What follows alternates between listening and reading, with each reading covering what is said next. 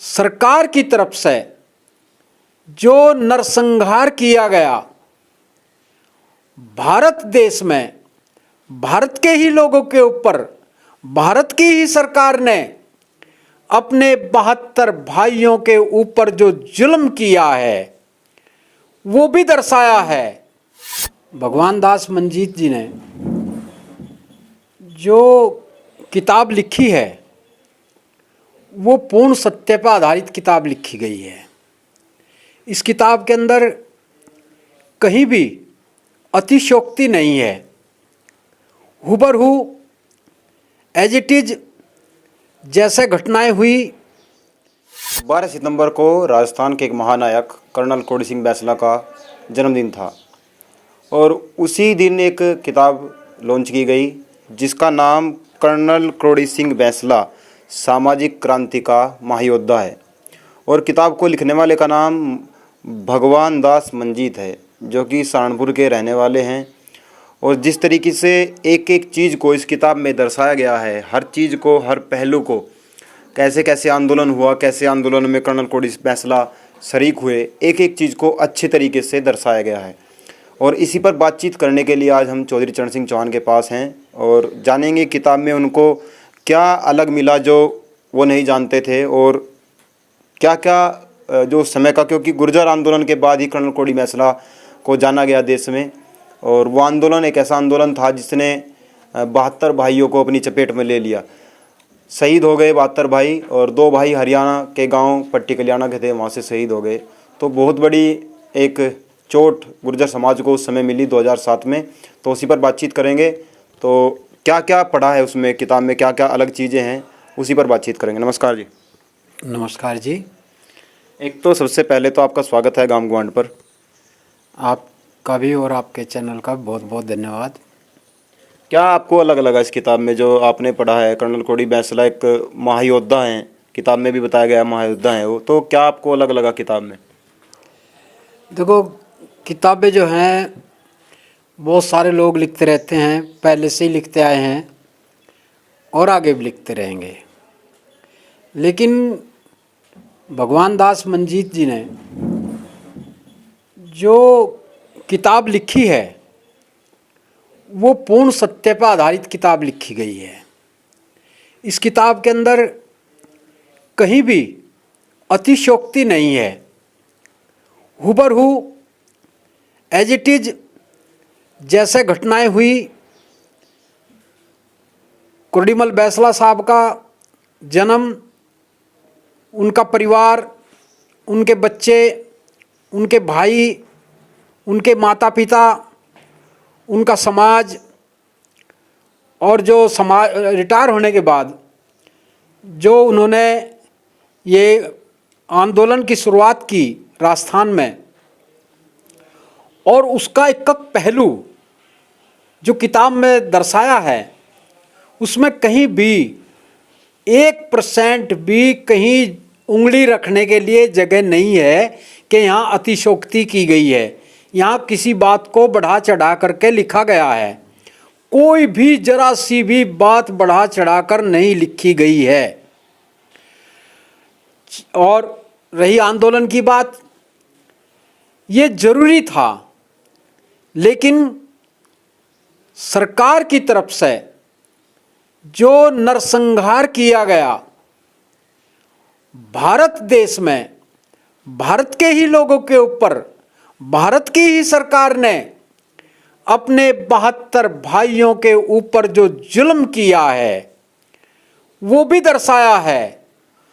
उस जुल्म को मैंने तो, जब आंदोलन हुआ तो हम भी यहाँ रोड जाम करने पर लगे हुए थे, और जब 72 भाइयों का वहाँ खून कर दिया सरकार ने, शहीद कर दिया 72 भाइयों को, तो पूरे देश में एक आग की चिंगारी उठी और पूरे देश में एक रोष बना।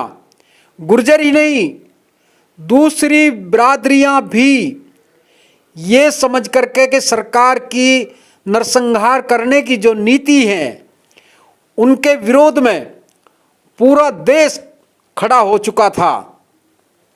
ऐसा क्या, जब संविधान में ये दिया हुआ है कि अगर कोई सरकार के खिलाफ आंदोलन करता, अपनी मांग रखता है और वो फोर्स के कंट्रोल से बाहर होता है, तो फोर्स को ये कानून है कि आंसू गैस के गोले छोड़े जा सकते हैं। आंसू गैस से भी अगर पब्लिक नहीं रुक पाती तो फायर किया जा सकता है, रबड़ की गोलियां चलाई जा सकती हैं। रबड़ की गोलियों से भी अगर आंदोलनकारी नहीं रुक पाते तो फिर घुटनों से नीचे गोली मारी जाती है। लेकिन राजस्थान की सरकार ने न जाने जितने लोग, ज़्यादातर वहाँ शहीद हुए हैं, 72 भाई शहीद हुए हैं और उनके सीनों पर गोली चली है। ये तो जलियांवाला बाग से भी घिनौना, जो शब्द मेरे पास शब्द भी नहीं है, क्या बोलूं। इतना जुल्म, इतनी ज्यादती भारत में, आजाद भारत में उन लोगों के ऊपर की गई जो अपना सच में ही अधिकार मांग रहे थे। क्यों? क्या हमारा अधिकार नहीं है? 712 में जब पहला क्रांत आया मोहम्मद बिन कासिम, और उससे जो मुकाबला हुआ वो कर्नल क्रोडी बैसला साहब का ही समाज था, कर्नल क्रोडी बैसला साहब का ही खून था जिन्होंने उनका मुकाबला किया। 1192 में पृथ्वीराज चौहान साहब शहीद हो गए और इस बीच में बहुत सारे आक्रांता भारत में आए, विदेशी आक्रांता।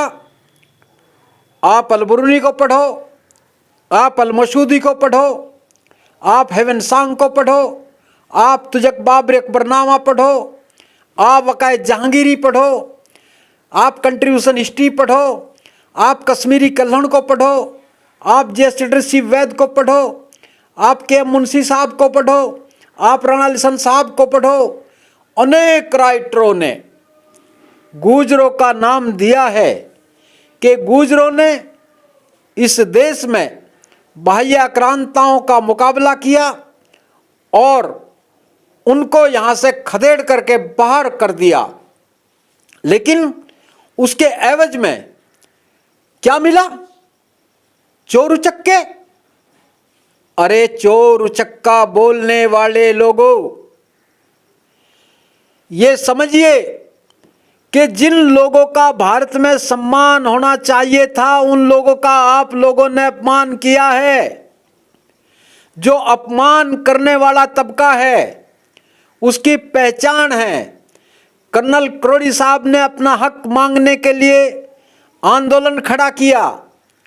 अगर हक नहीं दे रहे हैं, जब इस देश की सरकार इतनी अंधी और इतनी गूंगी और इतनी बहरी हैं, तो उन अंधी गूंगी बहरी सरकारों के खिलाफ पटड़ी पर आना समाज की मजबूरी थी। अगर समाज पटड़ियों पे ना आता तो वो अंधी बहरी गूंगी सरकारों के कानों तक आवाज ना पहुंच पाती। अपनी आवाज वहां तक पहुंचाने के लिए, क्यों, इनके पास तो इंटेलिजेंस है, उससे पता कर सकते थे कि किस तरह का आंदोलन होने जा रहा है। क्या 72 को मारकर ही दिया जाता था वो आरक्षण? पहले नहीं दिया जा सकता था? क्यों क्यों मार दिया उनको? इनकी तो 30-30 हजार गुजरों ने जौहर किया है। बाह्य आक्रांताओं के आगमन पर रानी पद्मिनी के साथ जौहर की भयानक रस्म की घोषणा कर दी गई। 30 हजार गुजरियां अपने बच्चों को गोद में लेकर के चिता में कूद गई। आबू पर्वत पर 70 हजार गुजरों ने एक ही जगह बलिदान दे दिया, खून का दरिया बहा। और कर्नल कनिंघम की रिपोर्ट है, अंग्रेज हैं कर्नल कनिंघम, उन्होंने लिखा है 1857 की क्रांति में 60,000 लोग मरे या जख्मी हुए, जिनमें 50% गुर्जर थे। तो कर्नल क्रोडी साहब और क्या गलत मांग रहे थे? उनकी डिमांड कैसे, मतलब ना मानने की क्या बात थी उसमें?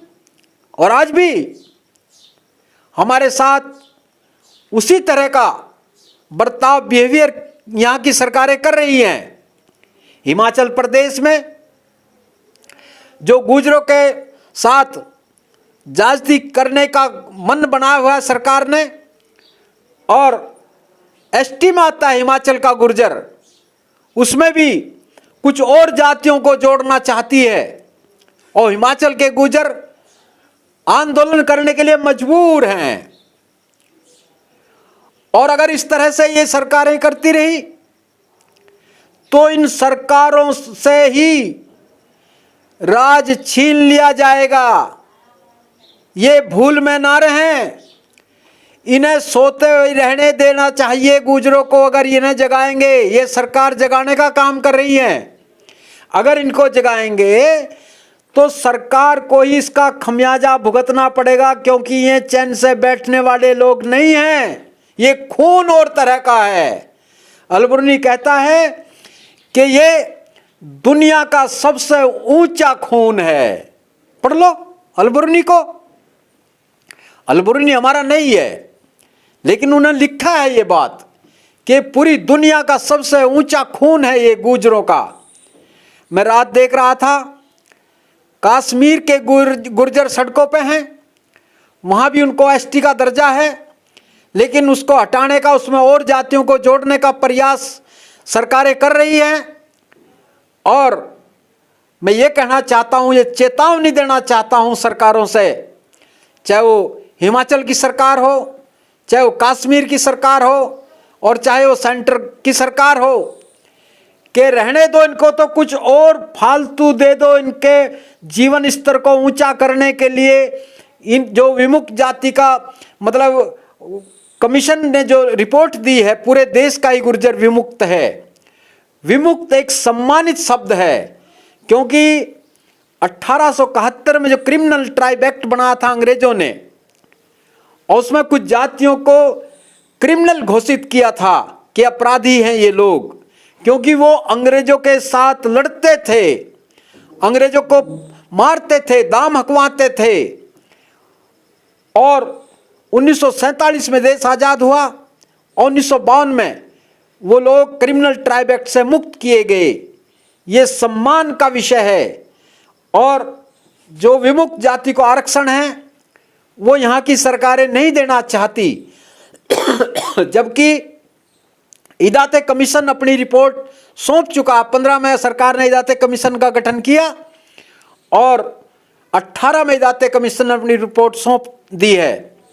उसने कहा है कि पूरे देश का ही गुर्जर विमुक्त है, और विमुक्त को एसटी वाली सुविधाएं हैं। मैं ये कहना चाहता हूँ, मान जाओ, मान जाओ, मान जाओ गद्दारों, देश के गद्दारों, मान जाओ तुम लोग गद्दार हो। और गद्दार हो, जब मुसलमान इस बाह्यक्रांता इस देश में आया, तब तुम्हारे बड़े उनसे मिले हुए थे।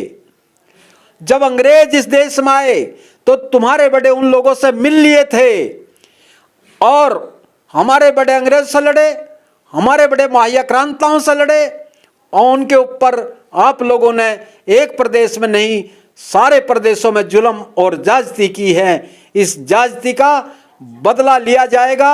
हम नहीं ले पाए तो हमारी नस्लें लेंगी, नस्लें लेंगी। जय हिंद, जय भारत। और एक बात मैं इसमें और जोड़ना चाहता हूं, हमारे बाबा महेंद्र सिंह टिकैत जी, जो किसान आंदोलन के नेता प्रणेता, आने वाली सदियों तक जिनको ये देश भुला नहीं पाएगा, उन्होंने भी कर्नल क्रोडी साहब, बैसला साहब से मिलकर के और आंदोलन में अपनी भागीदारी, अपने आप को झोंकने का काम किया था। और ये लोग हमें जाट में, गुर्जर में, अहीर में इत्यादि मतलब जातियों में लड़ाना चाहते हैं, हमें अलग अलग दर्शाना चाहते हैं, जबकि हम अलग नहीं हैं। ये सारा कृषक कुल इकट्ठा होने जा रहा है और हम इकट्ठा करेंगे। ध्यान रहे कि जाट, गुज्जर, अहीर, डोगर, गखड़, चिब, सोम्मा, सुमेरा, ये तमाम तरह की जातियां जिन्होंने देश के लिए बलिदान दिया है, ये तमाम एक झंडे के नीचे जिस दिन इकट्ठा हो जाएंगी, उस दिन तुम्हें रहने के लिए मतलब इस देश में क्या बाहर भी कोई जगह नहीं देगा, बाहर भी कोई जगह नहीं देगा। ऐ धूर्त लोगों, ऐ देश के गद्दारों, शराफत से मान जाओ, वरना इसका अंजाम भुगतने के लिए तैयार रहना। धन्यवाद। आपके चैनल का बहुत बहुत धन्यवाद।